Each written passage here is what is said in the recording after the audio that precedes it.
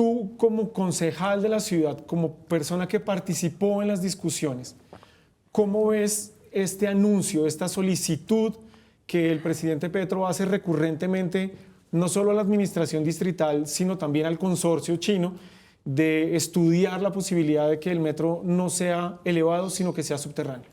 Bueno, creo que no es momento de destruir en Bogotá, y lo que está presentando el presidente Gustavo Petro es destruir la primera línea del metro, que es la única que avanza en Bogotá, pero también destruir el San Juan de Dios, porque son dos temas, proyectos importantes de infraestructura social que le van a servir a los bogotanos, que quieren aplazar, que quieren acabar.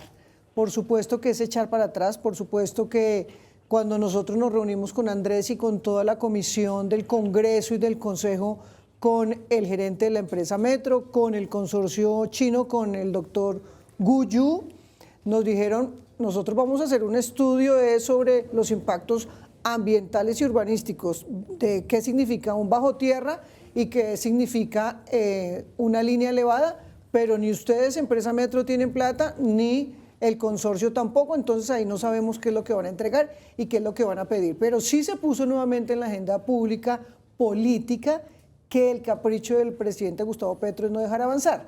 El hacer 9 kilómetros bajo tierra en un proyecto que ya está avanzando, que hay un contrato firmado ante el consorcio chino, implicaría por lo menos 5.5 billones de pesos más, sin saber los estudios que se requieran. Y lo que nos dijo el doctor Gu Yu ese día es, si no cumplen, pues nosotros tienen que pagarnos una multa, así de simple. Entonces hay un convenio, hay un contrato, se avanza en la primera línea del metro, el patio taller yo he ido en varias oportunidades y está avanzando, la compra de predios también va en un 95% y lo que falta es la gente que tiene problemas jurídicos o que quieren que la misma empresa haga las gestiones. Están los predios de las estaciones abandonados y llenos de basura a propósito, que deben cuidarla más, pero estamos avanzando en la primera línea del metro. Yo, como preocupada desde el Consejo por temas de movilidad, que es lo que nos importa aquí, cómo avanzar en ese tema, pues aprobé la primera línea del metro, se cumplieron con todos los requisitos, crear la empresa Metro, de la cual fui ponente, hacer vigencias futuras, se cumplieron con los 10 pasos que pedía el COMPES en su momento, se está cumpliendo con la línea de metros y avanza el proyecto. Era una amenaza del candidato Gustavo Petro y hoy en cabeza de su presidencia, pues quiere abortar estos 9 kilómetros.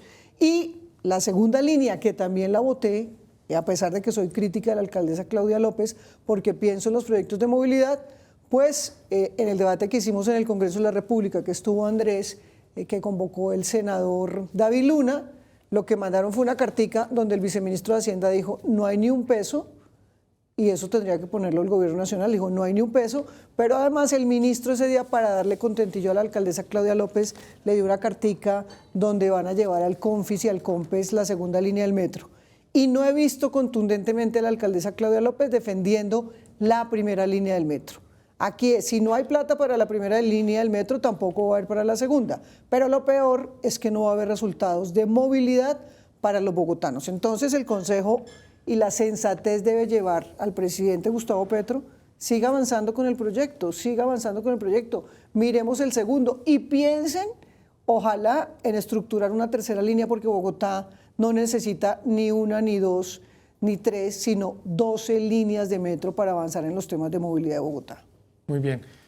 Andrés, ¿usted cómo ve esto? ¿Un capricho? ¿Es un tema de venganza política?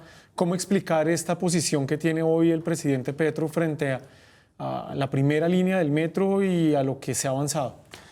Fernando, pues a mí sí me parece que termina siendo un capricho del señor presidente. Yo entiendo, él fue alcalde de la ciudad, tuvo 4 años para estructurar muchos proyectos y finalmente ese proyecto particularmente, a pesar de lo que él dice y algunos de sus, de algunas de las personas que lo apoyan, pues realmente no estaba listo. Más allá de ese cheque simbólico que había dado Juan Manuel Santos, más allá de los anuncios rimbombantes que dio el entonces alcalde Gustavo Petro, le faltaba mucho a ese proyecto. Después vino la administración de Enrique Peñalosa, en ese momento yo era concejal de Bogotá, fue mi primer periodo, ahí conocí a Lucía Bastidas Y efectivamente Enrique Peñalosa, él planteando que era un proyecto que podría representar ahorros en términos financieros para la ciudad y que le iba a permitir hacer otras obras de infraestructura de manera simultánea que complementaran la funcionalidad del metro y que en principio podría demorarse menos. Planteó la posibilidad de que fuera un metro elevado. Él planteó eso en la campaña política. Yo en ese momento, en la campaña electoral, yo no hice parte de la campaña de Enrique Peñalosa. Yo ese año estaba acompañando a Francisco Santos, que era el candidato de mi partido a la alcaldía, y Peñalosa un poco llega a la alcaldía con ese mensaje de que estaba interesado en hacer metro. Él pues obviamente estuvo rodeado de una polémica de que supuestamente se había opuesto al metro, etcétera, etcétera. Pues él dijo, yo voy a hacer el metro, pero considero que es mejor hacerlo elevado. Él llega, empieza a avanzar, se logra algo que no logró Gustavo Petro durante esos 4 años, que fue la constitución de la empresa Metro. Hubo 2 intentos para adelantar el tema de las vigencias futuras. Uno que partía de los estudios, me parece, de Gustavo Petro. Eso finalmente se cayó. Yo no voté ese proyecto de acuerdo en su momento. Ya después presentó otro y ahí empezó a avanzar. Cuando estábamos discutiendo, y entonces yo entiendo, y aquí un poco, a mí me parece que es legítimo uno plantear distintas alternativas de trazados, pero antes de que se haga la firma del contrato, Fernando. Yo creo que esas críticas que tiene hoy el presidente Petro las debió haber planteado a través de sus voceros políticos, lo debe haber hecho él como senador de la República, como una de las grandes figuras de la oposición, pero eso siguió adelante, se firmó el contrato y te decía que cuando estábamos discutiendo ese proyecto, o algunos de los varios proyectos relacionados con el metro en Bogotá, en el Consejo, yo planteé que a mí también me parecía que se podía evaluar la posibilidad de que parte del trazado se subterranizara, particularmente en la Caracas. Pero una vez que ya se avanza y se firma el contrato, yo estoy consciente de que yo ya no puedo tratar, y pues no soy yo el presidente, él es el presidente y él puede un poco por el tema de la cofinanciación plantear esta situación y este nuevo escenario, pero el riesgo que yo veo de que se descarrile el metro es bastante grande y con una particularidad, Fernando, el próximo año, lo ha reconocido el propio presidente de la República, va a ser muy difícil en términos económicos para el país y para la ciudad. Bogotá ha estado un poco por encima en términos de recuperación económica post-pandemia, gracias a muchas de las obras a las que le dio continuidad Claudia López, pero que la mayoría fueron estructuradas, financiadas y contratadas durante la administración de Enrique Peñalosa, y eso en cierta forma ha ido jalonando esa recuperación económica. Una de las grandes apuestas de recuperación, de generación de empleo, de generación de dinámicas de crecimiento en la ciudad es precisamente el metro.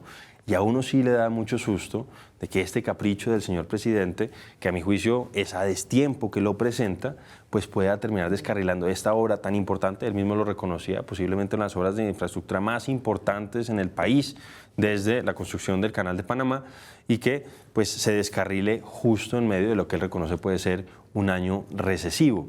Y aquí coincido con Lucía, yo estuve presente en esa reunión que tuvimos con la subcomisión del metro, del seguimiento al proyecto metro, que está constituida por concejales y por representantes a la Cámara. Nos reunimos con el señor gerente del metro, nos reunimos con el representante del consorcio chino, y básicamente lo que nos dijeron es que no hay un nuevo estudio que implique trabajos de campo, Fernando, que ellos están haciendo una evaluación, pero que esa evaluación incluso se la puedan entregar antes de tiempo. Ya salió el ministro de Transporte a decir que no se la van a entregar el 8 de enero, como tú señalabas, que coincidía con la fecha en que el consorcio está comprometido y tiene que hacerlo. Ahí es donde nos planteó que si no lo hacía iba a recibir multas, presentar los estudios de ingeniería de detalle. Y con esa situación nos dijeron en esa reunión que hacer ese metro elevado subterranizarlo en algunos de sus segmentos, en algunos de los tramos, representaría un incremento en los costos. Ha sido el ministro el que inicialmente planteó que serían 5 billones de pesos adicionales y que adicionalmente se demoraría más en entregarse, al punto que en la reunión se habló de que podría entrar en operación primero la segunda línea del metro que la primera, si es que se hacían esas modificaciones. Entonces obviamente eso nos parece preocupante, nos parece angustiante. Vuelvo a decir, yo también tenía reparos sobre el diseño, pero creo que esos momentos ya pasaron y ahora hay que apostarle a que finalmente los bogotanos, después de tanto tiempo que hemos estado esperándolo, podamos contar con un metro en la ciudad. De acuerdo.